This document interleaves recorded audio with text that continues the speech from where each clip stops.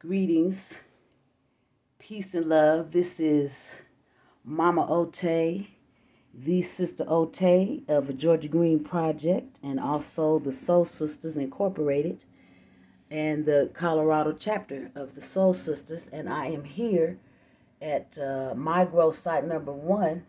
And all of the growth sites were renumbered this year. And I'm going to just let you see what I have growing here, and then I will come back around and tell you what it is that you're looking at if you don't recognize it. So this is my first year ever growing in these little plastic cups, and I want you to see what I did for the newbies that may be watching. You see those holes on the bottom? Along the bottom, and there's also holes on the bottom of the cup. So notice, I'm learning that the more circulation they have, the more ability for the water to drain out, the better the seedlings are doing. Okay. Ignore the signs. The signs are not always accurate. And I'm really showing you this video because I have a lot of these plants that need to be up potted. So I wanted to get a record of them before I started messing with them. Because I took some plants out of here and some plants out of here. One of these transplants didn't make it. I call them, it's really called up potting. Transplanted form, I'm going to put it directly in the soil. So let me, it's going to take 5 minutes to show you this. Those of us that are growers can, so I hate peat pots. Look how it looks. I hate them, but I still had some left over. So I used the ones that I had. Some of them I'm like, okay, yeah. When I potted, I potted them out of the peat pots into something else. Look at all this. This is supposed to be mint in here, struggle mode. That's thyme. Okay, so what you're looking at are peppers. This is purple basil, which I usually directly sow that. I just wanted to see what it was going to do. I do have a couple little marigold seeds out here just to see what they'll do.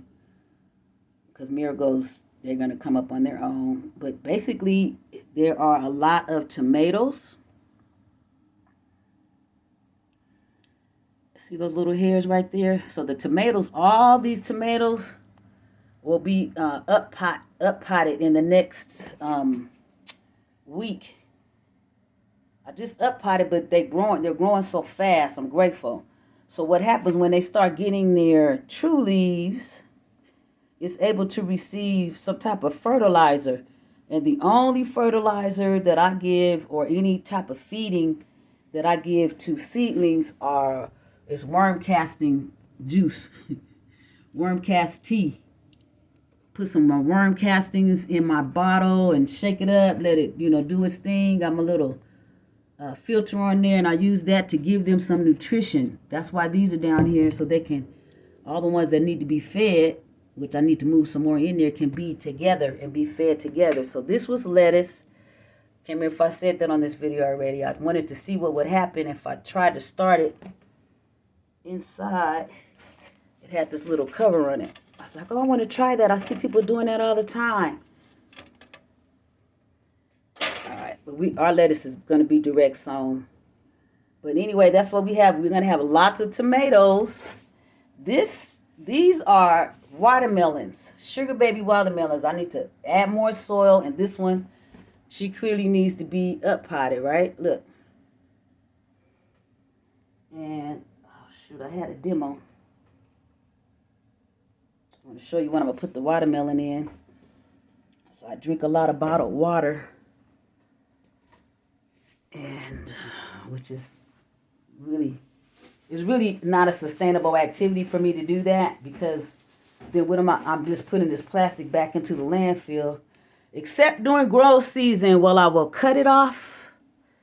I will cut the top off and put my watermelon in there, probably all of them, tomatoes, all the ones that need to be up potted before we get out there in May.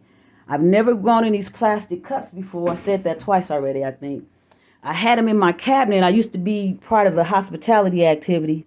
So I haven't done that in since the before the situation. So I still had those cups up there. I'm like, let me put these cups to use.